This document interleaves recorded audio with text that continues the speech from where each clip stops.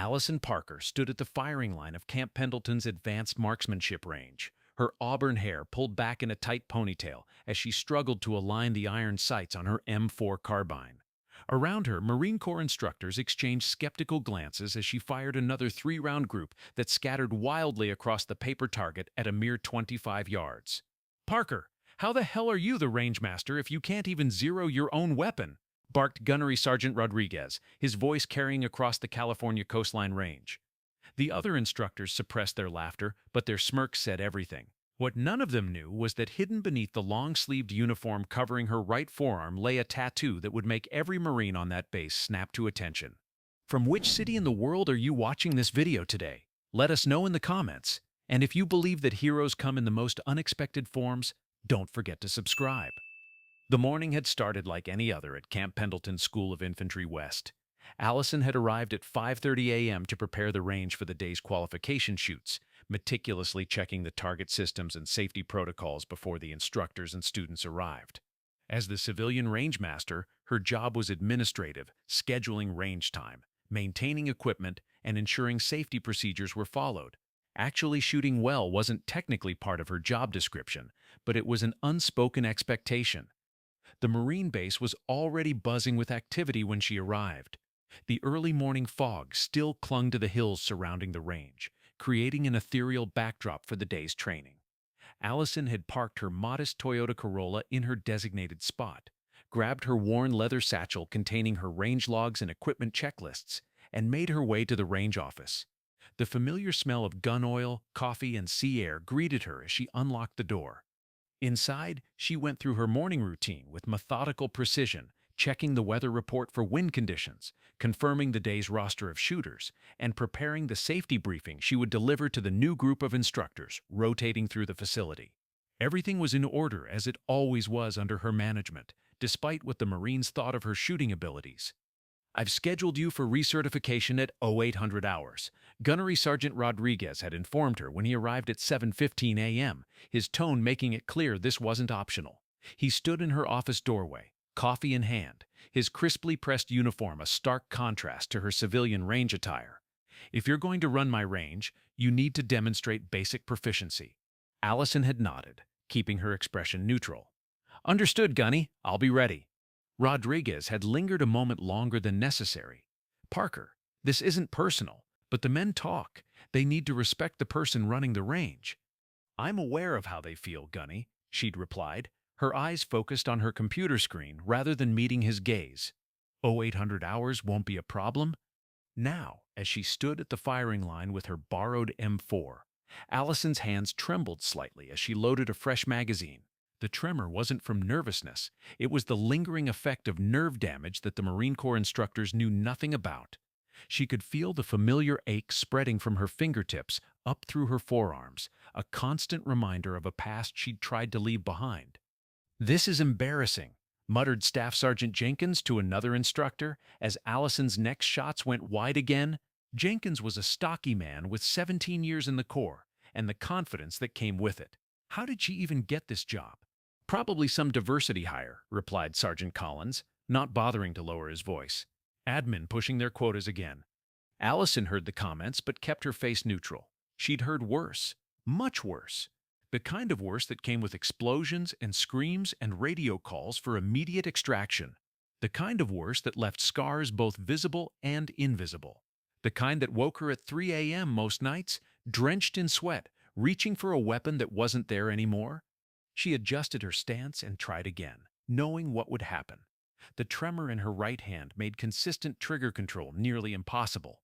The doctors had told her it would likely never improve. Severed nerves and extensive tissue damage didn't fully heal, not even with the best military medical care. She'd accepted that reality 3 years ago when she'd turned in her operator status and begun the painful transition to civilian life. After her 6th failed attempt to group her shots within the acceptable radius, Gunnery Sergeant Rodriguez approached, his patience visibly wearing thin. Rodriguez was a legend at Camp Pendleton, 3 combat tours, expert marksman, and a reputation for turning recruits into shooters through a combination of technical instruction and creative profanity. "Parker, this is basic marksmanship. Are you even trying?" he asked, the edge in his voice unmistakable. "Yes, Gunny," she replied quietly, her voice steady despite the growing audience of snickering instructors. Behind them, a group of young Marines scheduled for qualification had gathered, watching the civilian range master's humiliation with undisguised interest. "Let me see your stance," he ordered, moving behind her to observe as she raised the rifle again. Allison complied, settling the rifle against her shoulder and extending her arms. The familiar weight of the weapon brought back muscle memories from countless operations, night raids in remote Afghan villages, overwatch positions on rocky ridgelines, close-quarters battle in labyrinthine compounds. But those memories belonged to another life, one she deliberately left behind. As Allison extended her arms to shoulder the weapon, her uniform sleeve rode up slightly, revealing just the edge of an intricate tattoo on her right forearm. Rodriguez caught a glimpse of what looked like the Marine Corps emblem intertwined with something else, something he recognized from his own deployment history. "Hold up," he said, his tone suddenly different. The shift was subtle but immediate, from irritated instructor to alert operator. "What's that on your arm?" Allison instinctively tugged her sleeve down, a movement so practiced it was almost unconscious. For 3 years, she'd been careful to keep her sleeves down, to wear long-sleeved shirts even in the California summer heat. One moment of carelessness had undone all that caution. "Nothing important, Gunny," she said, attempting to redirect his attention back to the shooting drill. "Roll up your sleeve, Parker," he ordered, no longer the impatient instructor, but something more serious. His eyes had narrowed, and his posture had changed almost imperceptibly, the subtle shift of a combat veteran who has just spotted something out of place. The range had gone quiet. The other instructors sensed the shift in Rodriguez's demeanor and moved closer. Even the young Marines had fallen silent, sensing that something significant was happening. Allison hesitated, weighing her options. She could refuse, but that would only intensify his curiosity. After a moment's consideration, she slowly rolled up her right sleeve, revealing a tattoo that combined the Marine Corps emblem with the distinct insignia of MARSOC, Marine Special Operations Command, surrounded by a date and coordinates that only someone who had been there would recognize. The tattoo was a masterpiece of military ink, intricate, meaningful, and telling a story that few would understand. Beside the official emblems were subtle symbols: a sniper scope reticle, the mountains of the Hindu Kush rendered in delicate grayscale, and the names of 3 fallen operators inked in a spiral pattern that formed the backbone of the design. It was both a memorial and a record, the kind of tattoo that operators got to ensure that even if they didn't make it back, the story of what happened there would. Rodriguez's eyes widened as he took in the full design. "Zabul Province, Tualdwin 14, he read aloud, his voice almost a whisper now. "Operation Neptune Spear Extension." Allison said nothing, her eyes fixed on the distant targets. The operation name itself was classified, an extension of the more famous mission that had eliminated Osama bin Laden. That Rodriguez recognized it, told her he had clearance levels she hadn't expected in a training base. "Gunnery Sergeant, you were there?" Rodriguez asked, his voice now filled with something approaching reverence. "That's classified, Gunny," she replied quietly, the standard response drilled into her through years of operational security training. By now, the other instructors had gathered around, their earlier mockery forgotten as they studied the tattoo. Staff Sergeant Jenkins, who had been the loudest critic, suddenly looked uncomfortable, recognizing the significance of what he was seeing, even if he didn't understand all the details. "The tremor in your hands," Rodriguez began, his eyes moving from the tattoo to her fingers, which still showed the slight but persistent shake. "IED, 3 clicks from the extraction point," Allison said simply. "Severed nerves in both arms. 18 months of rehab to regain basic motor function." She didn't mention the shrapnel still embedded near her spine, too close to remove safely, or the nightmares, or the 3 teammates who hadn't made it out at all. The silence that followed was profound. These men, all combat veterans themselves, understood immediately what that meant and what it meant about her previous role. In the world of special operations, injuries like hers were the price of admission to an exclusive club no one wanted to join. "Why are you here?" Jenkins finally asked, his earlier contempt replaced with genuine confusion. "With your background, you could be—" "I've done enough," Allison cut him off, her tone making it clear the subject was closed. "This is where I need to be now." The unspoken reality hung in the air between them. With her injuries, she could never return to operational status. But there were plenty of desk jobs at the Pentagon, consulting positions with defense contractors, or training roles with specialized units that would have welcomed someone with her experience, positions far more prestigious and lucrative than managing a basic marksmanship range. Rodriguez studied her for a long moment, then made a decision. "Clear the range," he ordered the other instructors. "Everyone out except Parker and me." As the others filed out, casting curious glances back at the woman they'd been mocking minutes earlier, Rodriguez walked to the equipment locker and returned with a different rifle, an M110 semi-automatic sniper system with an advanced scope. It was the same model she had carried on her last 3 deployments, though this one lacked the custom modifications her team had made to their operational weapons. "This is more your style, isn't it?" he asked, offering her the weapon. Allison hesitated, then took the rifle with practiced hands. Despite the tremor, her movements as she checked the weapon were fluid, automatic, the muscle memory of thousands of repetitions. She checked the chamber, examined the bolt, adjusted the scope mount with small, precise movements that belied her earlier clumsiness. "1,000-yard target," Rodriguez said, pointing to a small steel plate barely visible at the far end of the range. "If you can hit that with your hands the way they are now, I'll never question your qualifications again." Allison looked at the distant target, then back at the rifle. It had been 3 years since she'd held a sniper system. 3 years since the IED that ended her career with Marine Special Operations. 3 years of hiding who she really was. She moved to the prone position with a grace that belied her earlier clumsiness, settling behind the rifle with the natural ease of someone coming home. She adjusted her body, controlled her breathing, and began the mental calculations for windage and elevation that had once been as natural to her as walking. The first shot missed. The tremor in her right hand had thrown off her trigger squeeze at the critical moment. She felt a flash of frustration, the same feeling she'd experienced during those long months of rehabilitation when her body refused to obey commands that had once been effortless. "It's okay," Rodriguez said, surprisingly gentle. "No one expects—" "I expect it," Allison interrupted, adjusting her position slightly. This time, she braced her right forearm differently, compensating for the nerve damage with a technique her rehabilitation specialist had taught her. It wasn't textbook, but it worked for her unique circumstances. The second shot rang out across the range.